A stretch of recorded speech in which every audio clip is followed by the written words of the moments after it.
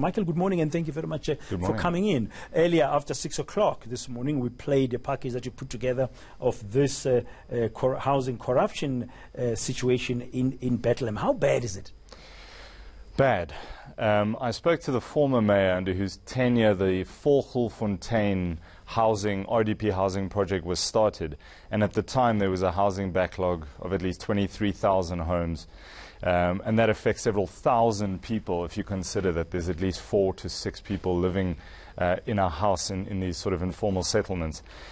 And this was supposed to relieve that backlog, but it would appear, based on the investigation, the time we spent in the Degtlebeng local municipality, Bethlehem, that it was used and has been used as a conduit for certain councillors and those within the mayoral office to be able to benefit their friends and family. And for how long has this been going on, or when were these houses supposed to have been built, and how much are we talking about here?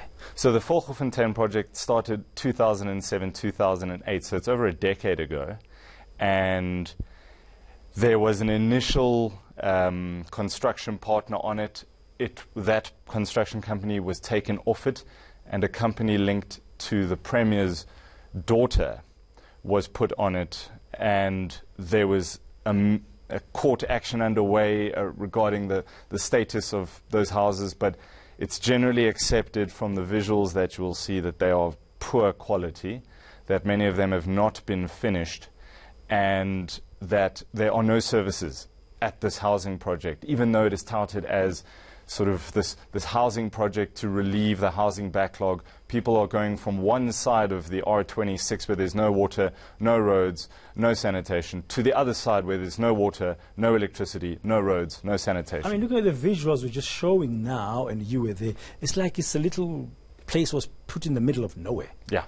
I mean, it's generally accepted practice that if you're going to build a housing project, that you lay the infrastructure before you start building the houses. So your basic services like sewage, like water, like electricity and roads. So I saw a report, an infrastructure report from the local municipality that they'd budgeted 19 million rand for electricity provision back in 2015, 2016. There is still absolutely nothing there. So the question begs, where did the 19 million rand go amongst other millions that were pledged towards the officials, let's just go there a little bit, that you've been speaking to, like the former mayors and stuff. What are they saying? What happened? What do they think happened? It's a delicate political situation, is how I can put it. Lindiwe Magalema, the mayor there currently, is the same mayor who called President Ramaphosa a sellout on Facebook, was reprimanded by Sisi Ntombela, the current Free State Premier, but is still largely seen to be on that side of the ANC faction and not incredibly fond of the president, based on that Facebook post. But a lot of people are scared to talk out. There are a lot of people within the Degtlebeng local municipality who were on the CR17 side of things prior to the December 2017 elective battle, and they've been suspended, and they are currently out. They're being paid full salaries, but they're suspended, sitting at home, simply because they're on the wrong faction.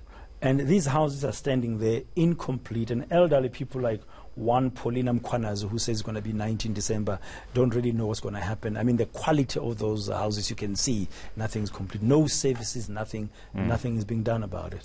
Yeah, that's really the sad part about this. These are not young people. There are certain 9 different criteria that you need to meet to be placed on this housing list: elderly, backyard dwellers, child-headed households, a long-standing public servant, for example, unemployed. Yet you've seen certain names crop up there.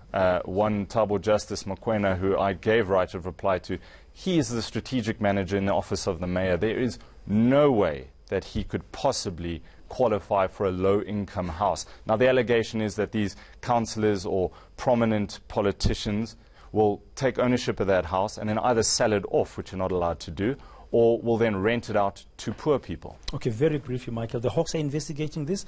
What are they saying? So there's a special task team that's been set up. They are busy investigating these claims because the community have not sat idle. To their credit, they have raised this with the municipality. They went to Human Settlements, Ombudsman, the Housing Ombudsman. They got in contact with me to say nothing is happening, but then perhaps the answer, the relief to their prayers came in the Hawks, who have been there and were there since October last year, taking statements from implicated parties. No timeline on where we're going to see consequences. Michael Appel, thank you very much for honing on this. Good work. This is exclusive. I'm sure you're going to be following it up more and more as the days go by. That's Michael Appel, our colleague here, who's been reporting exclusively on this scandal that's coming out of Bethlehem in the Free State involving corrupt practices around housing. Let's